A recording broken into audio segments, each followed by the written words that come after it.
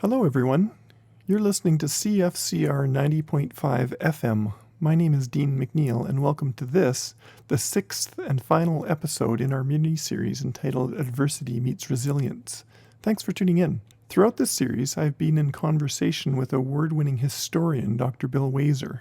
I've talked with Bill about past hard times in Saskatchewan and how during these times of adversity, people in our province have often found some sort of way to move forward. We've played a variety of musical selections for you, coming at the theme for this series from a variety of musical vantage points, always with the hope that we have in some ways connected you, our listeners, to these stories of adversity and resilience. In our episode last week entitled Limited Liability, we included some music by Charlie Chaplin and a piece entitled Warrior, as sung by the U of S Greystone Singers Choir. If you want to check out any of our previous episodes in this series, you can find them on my Dean McNeil YouTube channel. This episode is entitled The Prairie Gamble, in which we'll be talking with Bill about the risky prospect of homesteading in Western Canada on the prairies. Before we get to Bill's realistic perspective on what homesteading was actually like in the Canadian prairies, let's listen, just for fun, to a far more romanticized and heroic version of this same time period, as exemplified by the Western folk song sometimes referred to as the unofficial anthem of the American West. Let's listen to Home on the Range. But rather than checking out the standard country music version, which is great by the way, let's listen to this song from a different perspective. Let's listen to a swinging big band arrangement from 1959 sung by Steve Lawrence. Here is Lawrence singing Home on the Range.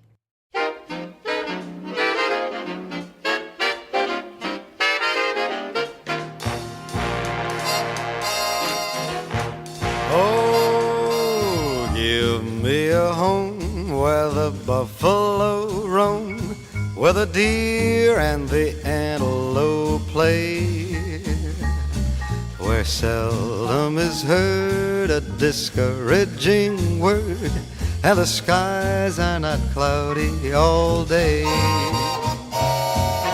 Home, home on the range, where the deer and the antelope play,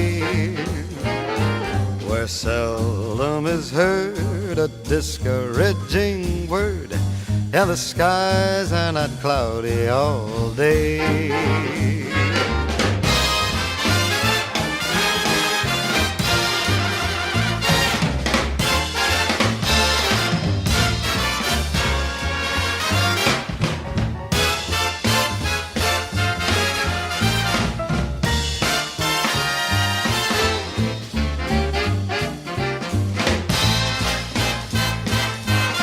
Home, home on the range, where all the deer and the little antelope play, where seldom is heard a discouraging word, and the skies are not cloudy all day.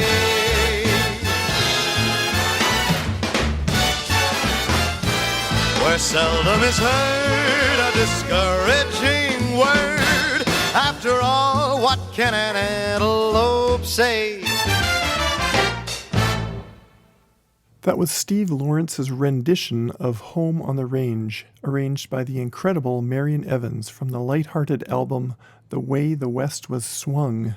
I could talk to you about Marion Evans all day, for an entire series in fact. He's had an amazing career as a writer and arranger, writing for people reaching all the way back to Judy Garland, Steve Lawrence, Edie Gourmet. I had the opportunity to speak with Evans recently just after his 94th birthday. He's still sharp as a tack. Just a few years ago, he wrote an album for Tony Bennett and Lady Gaga, which won a Grammy Award. But that story will have to wait for another day. For now, let's turn our attention one last time to the stories of adversity and resilience here in Saskatchewan. Thanks for joining us today, Bill. Although I love Lawrence's upbeat version of this tune, what was the actual homesteading experience like here on the prairies? Why did you put homesteading on this list of topics for this series about adversity and resilience in the first place? Oh, I put homesteading on the list for today's conversation, our last conversation, Dean, because of the challenge of homesteading. If listeners were to visit the Western Development Museum, they would see a major new exhibit called Winning the Prairie Gamble. and it tells the story about the homesteading experience. I'd like to turn that on its head today, and there were people that did not win the Prairie Gamble. What happened during the course of the program from 1872 until 1930, 1 out of every 2 homesteaders failed. They failed to meet the requirements for securing their homestead. The situation wasn't as dismal, that 1 and 2 failure rate in the early 1900s. The failure rate then wasn't 50%, it was 40%. 2 out of every 5 failed. So it was a challenging experience, and yes, there were people that did win the Prairie Gamble, but at the same time, there were people that lost that Prairie Gamble, and they met adversity, and in some cases, no matter how much they struggled, how hard it worked, it did not make a difference to the success on the homestead. But I want to talk about those challenges that they faced and try and put that in perspective for our listeners today. So let's just work through this from a couple of perspectives. Who could homestead? How could you become a homesteader? Well, you had to be a man for starters. Unlike the American settlement frontier where men or women could homestead, in Canada it was largely restricted to men. Initially the age was 21, but it was lowered to 18 around the turn of the century. So 18 and male. The only women that could homestead were divorcees, which was rare at the time, or widows. And I do know the stories of at least 2 widows in the Saskatchewan homestead experience that did take out homesteads and were successful, but it's a male enterprise. And there were complaints about this, complaints in the House of Commons, and the Minister of the Interior, Frank Oliver, said that he wanted homesteads to be productive. And I'm quoting him. I want your listeners, our listeners, to understand.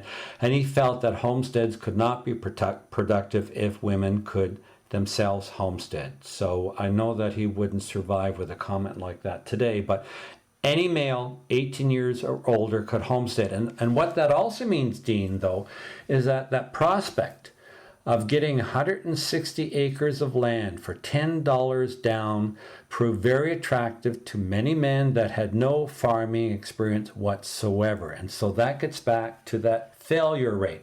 A lot of people were encouraged to take out homesteads because the prospect of this free land, but there were no conditions to meet the homestead requirements. I could see that with an annual cycle of homesteading, if you're involved in agriculture, you could not afford to get it wrong. That's right.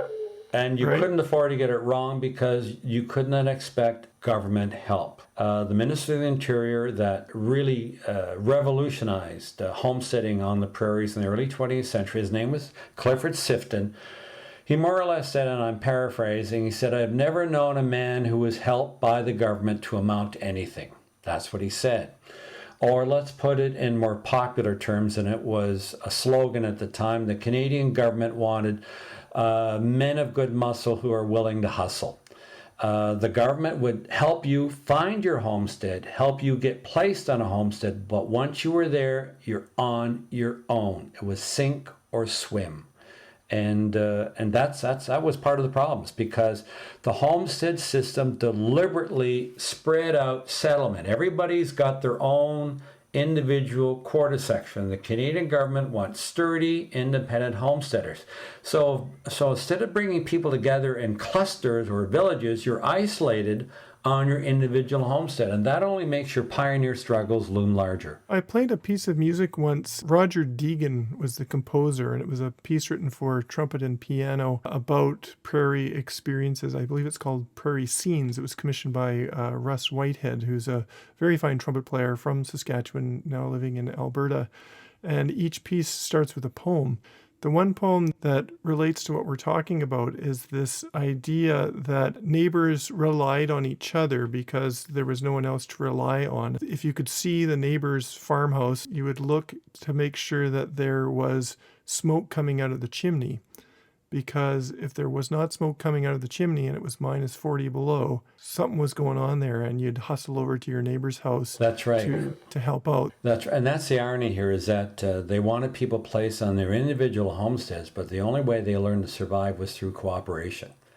and they came together as the examples you gave, because they face significant challenges. There isn't a 7-Eleven 5 minutes away. And people forget that not only do they have to break the land and bring it under cultivation to meet your homestead requirements, but there are some basic needs. You need to build a shelter.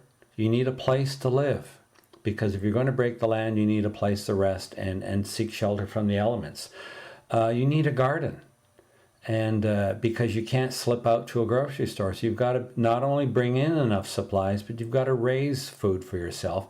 And you need a source of water. And that may sound very simple, but many a homesteader started to dig a well and then gave up in frustration. Or they would go and pull water from sloughs, if you can think of that brackish water. So, they've got a shelter, food, and water. And besides that, put a crop in it and get it off. Tend to work animals. Up until the mid-1920s, there are more horses than people in Saskatchewan because of the need for work animals. So it's a very intimidating experience, and one little accident or one dry spell or one hailstorm could be the dividing line between success and failure during those early years. Hearing you talk, Bill, about the adversity that homesteaders faced makes me realize that these people were not just withstanding hardship, they were creative.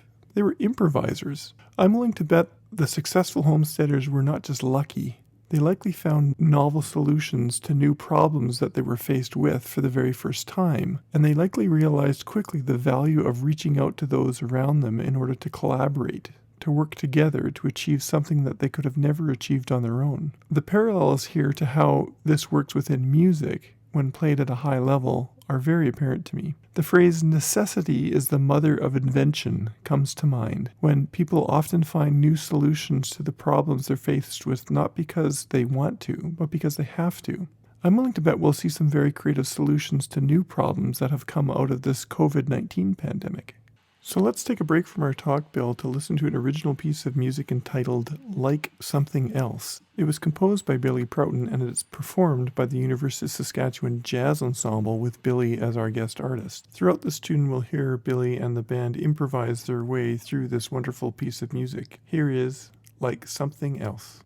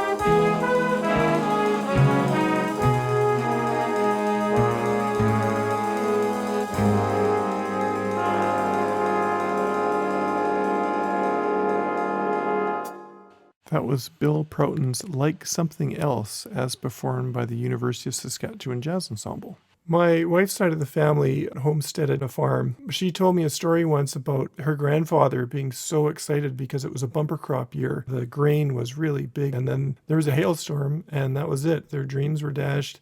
Everything had to be sold as feed because of a 15-minute weather episode. It's just remarkable what the adversity they faced. Here's the other irony. We talked about how women couldn't homestead unless they were divorcees or widowers. But the irony is that those homesteaders that were successful had a partner. They are just as vital to that homestead operation because they not only run the household, but women often worked around the farmstead, the homestead, or worked out in the field. And so they're invaluable. They are equal partners, and yet that partnership is not recognized in law. So if a male wanted to sell out the homestead without the approval of his wife and pocket the money himself, he could do so, even though the woman was an equal partner and had made the difference between success and failure. Can you talk to us a little bit? There's some homesteaders, they're coming to Western Canada, they don't know anything about the land. I would imagine that they weren't being encouraged to consult with Indigenous experts who have been living on this land in harmonious ways. No, it's an important point, Dean. In the irony in the early 20th century,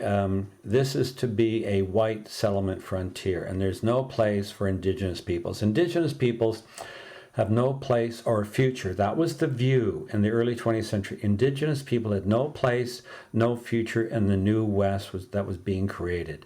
They were to be confined to their home communities, to the reserves, or they were to simply to disappear, to go to the margins of society and never be heard from again. That was the popular attitude in the early 20th century. In fact, it's the early 20th century when you've got reserves being reduced in size or disappearing completely from First Nations because they felt that First Nations were not making adequate use of the land. And there's a significant number of land surrenders in the early 20th century.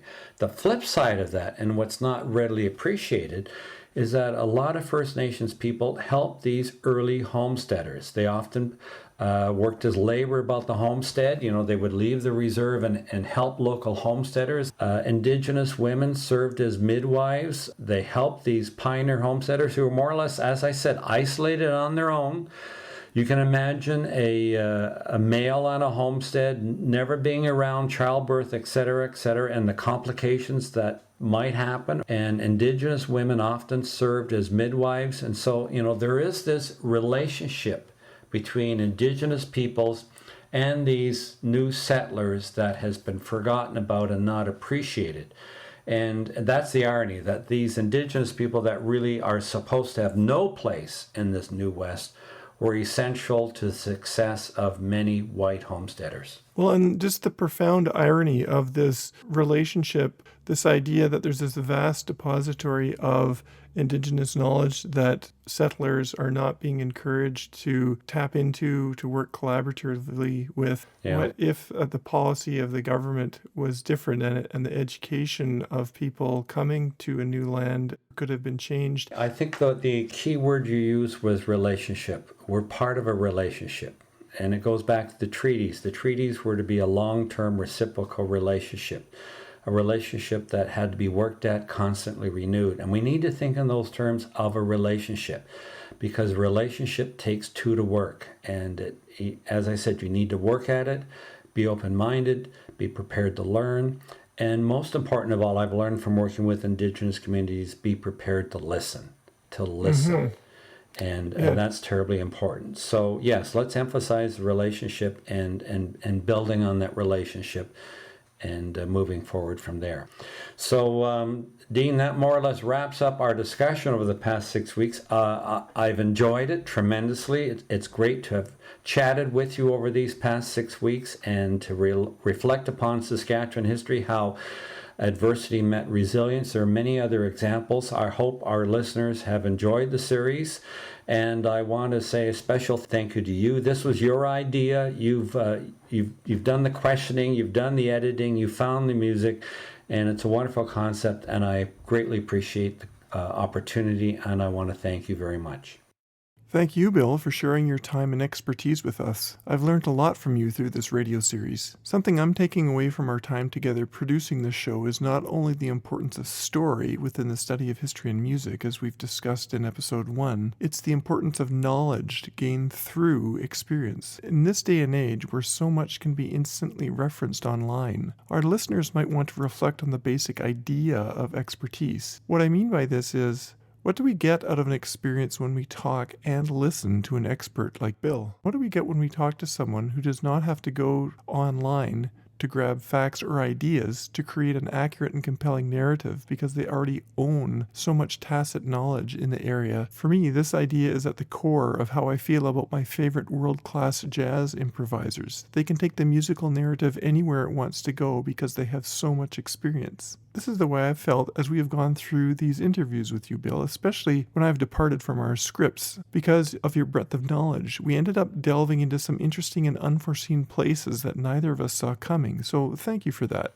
Thanks, Dean. Further to this point, if ever our listeners have the opportunity, like I've had here, to sit down and talk at length with an expert about something, to talk to an expert in any field, really, about anything, I'd suggest that they take the opportunity, because when they do, they'll likely come away from the experience learning something that 1,000 internet searches couldn't teach them. For my final musical selection in this series, I picked a piece of music that, for me, sums up many of the ideas and themes that have arisen through my discussions with Bill. This piece, composed and arranged by my friend Mike Rudd, who wrote some of the music from our episode 2, ticks a lot of the boxes for me in terms of what the series ended up being all about. When I started the series, I thought our time together was going to be about shining a light on history and music. And I was wrong. History and music have been the delivery vehicle, not the message. Our series has ended up being about connection to one another and to our shared heritage, much of it difficult, even ugly, some of it beautiful. This song of Mike's, to me, is not about success or failure. It's not about resilience or fragility. It's a reminder not of what life is about, but what life simply is for a lot of people as they move forward as best as they are able through hard times. Mike's tune and this series have reminded me not to assume I know someone else's backstory, and that people and their lives, whether they won their version of the Prairie Gamble or not, can be viewed from a lot of unforeseen perspectives and vantage points. Please take this moment to listen, to really listen to Mike Rudd's song, Bags, Clothes, Bottles. Thanks for listening. I'm Dean McNeil. How can a man have a secret when his life is so easily read? When his wife yells about his digestion and his underwear waves like a flag overhead? I've got the goods on these people. I know their histories by heart, but I'm not a shrink or a preacher. No, I comb through their garbage with my little card. Bags, clothes, bottles. Bags, clothes, bottles. Tin roofs and tangled emotions. Lives layered 3 stories deep. Sylvie likes reading the tabloids. Jacob's not right in the head. Alvin is caught up in credit card fraud. Jill takes so many pills, she'll soon be dead. All of them take out the garbage. All of them think it ends there. That's when I come around and I dig through the truth, and the whole block is one big confessional booth.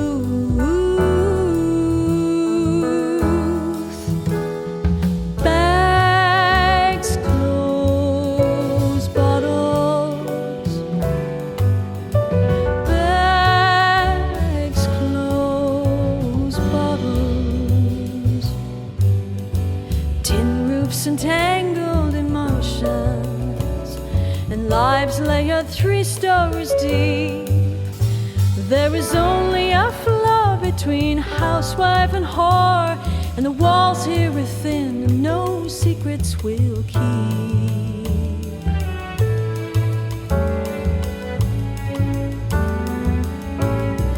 Next door to us lives a lady. Her husband was lost in the war. I like to play with her children.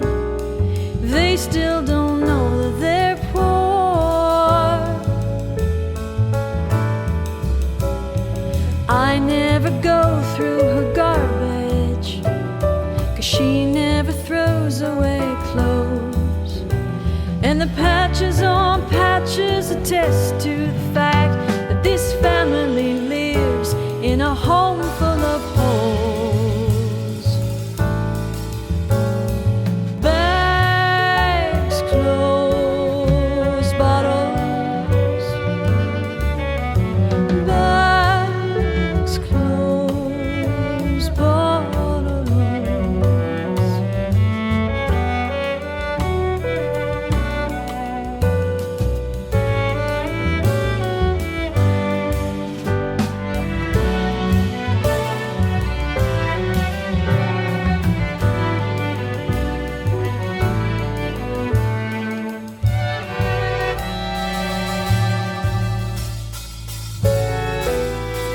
At the end of the block lives a rabbi. I saw him out walking last night, crossing the street like a shoelace, staying clear of the light.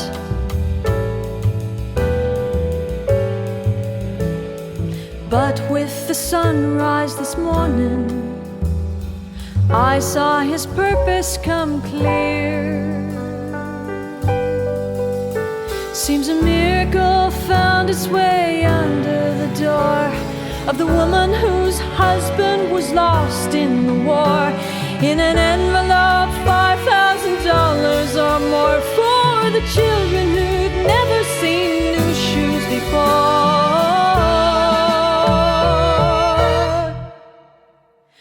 Bags, clothes, bottles. Ooh, bags, clothes, and bottles. Horrible, beautiful people, the brilliant, the brave, and the broken, under church bells above that command us to love in a language so haltingly spoken.